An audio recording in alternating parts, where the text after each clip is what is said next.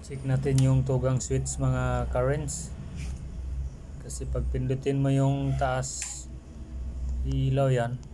Pati yung kabila, iilaw din. Ngayon pag yung taas i-off natin, yung ito kasi yung ano, yung line 1.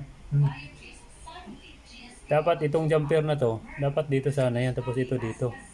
Ngayon ang gawin natin ito, itong nilagyan ko na ng marking. Ito, dapat ito nakatusok yan. Para itong kabilang switch, masuplayan niya ng 110 volts.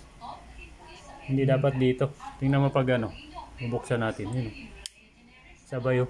Sabay ilaw, di ba? Tapos dito hindi makontrol yan. Mamatay siya. So hindi na siya pag buksan mo dito, sabay pa rin. Buksan mo yan, pandarin mo to. Ha? Oo, hindi andar. Hindi umilaw, di ba? Hindi siya umilaw dahil nga hindi to complete circuit eh. Pag pindutin mo nito, hindi siya ilaw dahil yung linya nito hanggang dito. Pagbuksan mo to, yung kuryente nito tatawid dito. So ito, may kuryente na to eh. So maaari itong iilaw. Pag pindutin natin mo, ilaw yan. Ngayon, pag i-off mo itong isa, pag ito lang ang buksan mong baba, hindi siya ilaw dahil yung kuryente nito hanggang dito lang, hindi tumawid dito, hindi tatawid dito. Papalit yung ito. Ang gawin natin ngayon dyan, itong may marking, ilapit natin dito. Ilipat natin.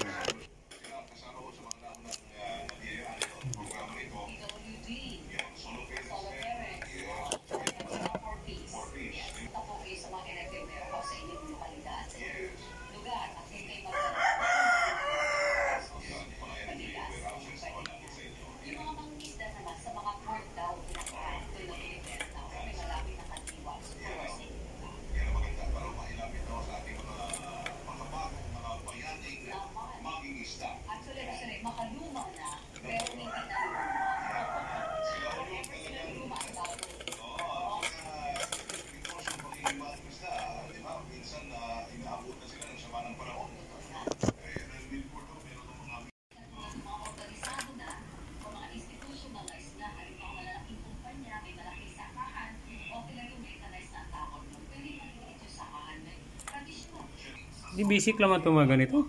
Hindi nga niya alam. Nilagyan ko lang ng, wala mo itong masking tip, wala itong electrical tip, nilagyan ko lang para alam kung alin yung common wire. Yung 110 volts. Nilagyan ko ng tip. Ganyan so.